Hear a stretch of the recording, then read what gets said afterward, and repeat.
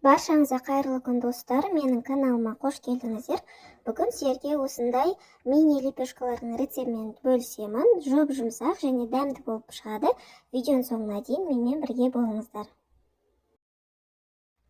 Ол үшін ең алдымен ыдысымызға жылы су құйып, оның үстіне ашытқымызды салып, және де бір ас қасық қант салып, барлығын жақсылап араластырамыз.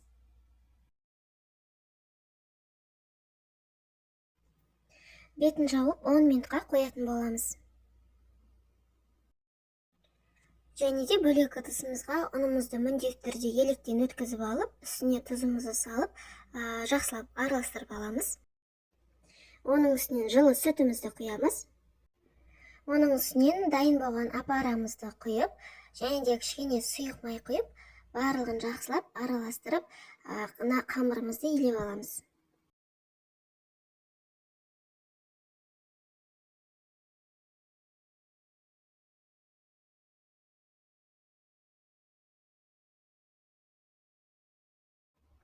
Неке бізде осындай орташа тығыздықта қамыр иленіп шығады.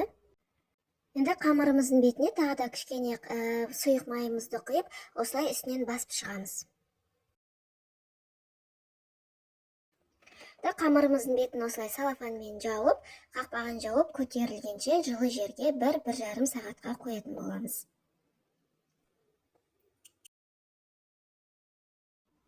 Мінекей біздің қамырымыз көтерілді. Енді алдымен осылай қамырымызды жақсылап басып аламыз.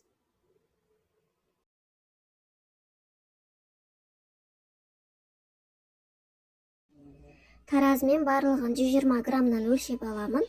Нанымызға қосылатын заттардың мөлшерін төменгі описание бөлімінде қалдырдым. Менде бұл мөлшермен 10 лепешка шықты. Енді грамдап өлшеп алған қамырларымызды осылай дөңгелетіп шығамыз.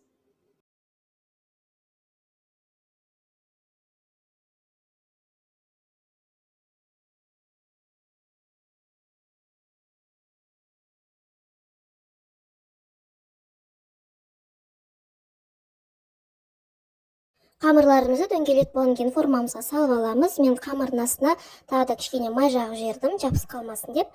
Енді бетін осылай салафанмен жауып, тағы да 20 минутқа көтерілуге қоямыз. Қамырымыз көтерілгеннен кейін осылай қолмен басып, лепешканың формасын шығарамыз. Шанышқымен осылай ортасын басып шығамыз. Одан кейін жұмыртқамызды жарып, осылай үстіне жұмыртқамызды жағып шығамыз. Одан кейін лепешкаларыңыздың бетіне қалаларыңызша кунжут немесе мак сепсеңіздер де болады. Енді алдын ала қызып тұрған пеште 180 градуста 20-25 минуттай пісіріп аламыз. Лепешкамыз пісіп шықты. Қыздар, бетін орамалмен жауып қойсаңыздар, піскеннен кейін одан сайын жұмсара түседі. Видеом сіздерге пайдалы болса, лайк басып, пікір қалдыруды ұмытпаңыздар, және де арнама тіркеле кетіңіздер. Назарларыңызға рахмет.